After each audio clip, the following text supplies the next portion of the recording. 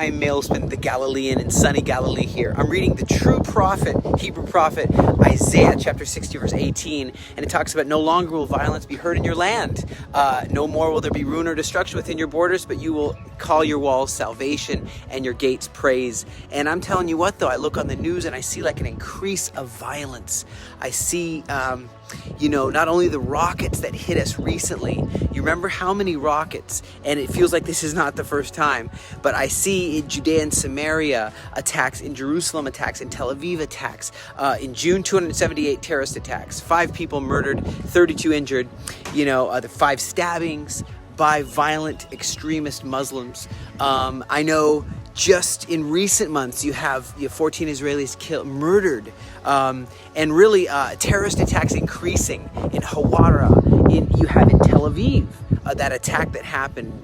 It does seem that there's also, and this is very strange, even on the side of some of the ultra-right Jewish people. I've never heard of this in the past, but some of the ultra-right are also getting violence, feeling like they have to take the law into their own hands, that they won't be protected. And so you have senior Israeli security officials condemning what they call nationalist terrorism by some Jewish settlers with the long, straight hair. And it took place just last Saturday, again in Safir, North Ramallah. And so you have this in recent days, more and more violent attacks being carried out by Israelis in Judea and Samaria against innocent Palestinians. Far-right influence and nationalist terrorism, deepening divisions really in Israel. There's divisions on how to bring peace, how to be secure. We want security for our kids no matter where we live in Israel. And in recent years, there's been a growing perception of an increase of far-right individuals holding position of power, meaning that this is allowing for more right-wing extremism, heightened polarization, kind of complicating more both the domestic and international dynamics. We're seeing even cities in Israel are divided on certain issues, and they want to build a synagogue over down there, and they don't want the synagogue built down there. Even cities have to deal with this. And there's, of course, the protests of Netanyahu's far-right government. And so there's this rise of the far right. Individuals within Israeli government have been a subject of concern by America. We saw with Mr. Nides critiquing Israel more than we've ever been critiqued, I think, in as far as I can ever remember.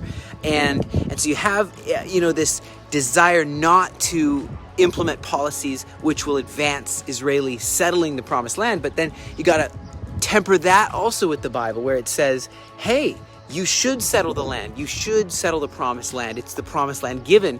But how? Not through illegally pushing someone out, but if there's an abandoned hilltop. Anyway, point is, some places, international law views even the Golan Heights as illegal, even all of Judea and Samaria as illegal. So we have to look and say, where is God? What is God saying in this matter? And how come this Israeli-Palestinian conflict continues to polarize, continues to bring clashes, even in the world, even in universities, even in college campuses? So there's far-right decision makers in the government now. It's almost like an experiment. You look at Israel's history and you see like Rabin, Ben-Gurion, you see leaders like Yigal Allon. All of them weren't ultra-right religious. And very rare do you see someone who's ultra-right religious in a position of power. So we're seeing how this is all playing out, and we see a polarization happening, and we're all together in this country, whether we have a black hat on or whether we don't. We have to be able to resolve issues like just equality of minorities. And yeah, everyone wants to be, everyone's a minority in Israel. Every group is standing up for what they believe in, but we gotta come together right now. One of the most alarming consequences I see is the emergence of what they're called nationalist violence. And it's being condemned, of course, by the Israeli authorities. But what I'm seeing is that Israeli police are facing challenges when they attempt to enforce the law and bring the perpetrators of nationalist terrorism to justice. Resistance from settlers during arrest operations, attacks on the law enforcement personnel, complicating the situations. These challenges divert security forces from their primary goal of combating actual terror, which is, just there to claim lives of innocent people. And so when the lines get blurred, I feel myself very sad, and I want the lines to be clear like they have been in the past. Trust building measures have to be put in place now. Confidence building initiatives. It doesn't mean going against the Bible, but we got to be sure that we are standing clear, that our lines are clear, I believe. These are my thoughts on building trust. And so this perception of far right religious people giving free reign, that's not true. We have a police force. We have army. We stand in according to the law, which is purity of arms. I'd say in comparison to other armies, extremely moderate, extremely careful, our army. We're not a colonizing force, and people can't start thinking those lies because it undermines everything that we stand for. And there is a polarization already. You see the riots in Israel about the reforms, and we can't bundle it all into one a polarization, galvanizing extremism. But on the other hand, now you have the Palestinian Liberation Organization not wanting peace. You have them establishing this PLO, establishing now what is it called, the Palestine Heritage Trail, which attempts to create a heritage. There's no evidence of an indigenous population or government that is developed within the region of Judea Samaria. It's not like you can totally now say, well, let's just cancel, because there's a few religious extremists making a lot of noise right now. Doesn't mean you can cancel history or cancel the Bible or cancel God's prophetic will and word. And so there's this move to destroy historical sites. We see that even happening in America with they're pulling down monuments. So the same thing, it's in the ground. The truth is in the ground in the archaeology. And so when they are disregarding the historical significance and getting support from the United Nations, lies are being taught that we never were in Judea. Jews were never in Judea. We're not supposed to be anywhere in the West Bank or Judea and Samaria, historical, biblical heartland, promised land of Israel, that we need to dwell together, Ishmael and Isaac, together. And so you have these efforts to change history, even in college campuses at the same time. And that's why, just like the Romans did, the Romans and Hitler tried to erase Jewish heritage, Jewish people, but they weren't trying to erase history. I mean, the Romans changed the name from Israel to Palestina, but that was Hadrian in 135 AD, or CE, whatever. But it's worse now. Now is actually, I think it's so dangerous, because if you're trying to remove the Jew from Judea historically and in the prophetic word, and teaching that even in church, even in wherever people gather, it puts a real strain on the truth, on saying, hey, we truly are the people of the Bible, and there's becoming more and more a division even between American Jews and Israeli Jews regarding this whole two-state solution, how to bring a solution. And some say, well, two states means you get out of Judea and Samaria, the heartland, don't be in there at all, like you did with Gaza. And I was part of that disengagement. I was part of removing people's things.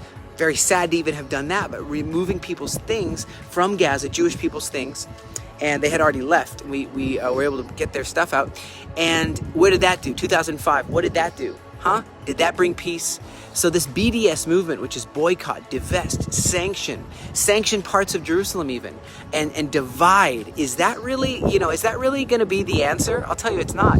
And so you have claims about Palestinian origin, which are so erroneous, so nonsensical, so fabricated that it's completely like that they're related to the Canaanites or to the Philistines. The Canaanites were extinct, 3,000 years ago, Philistines 2,700 years ago, and there's no connection. But to try to the Jebusites, all that is complete erroneous fabrication, and I think we got it. And even there's these claims that Jewish people are not of the tribes of Israel, that we're some distant tribe in Europe.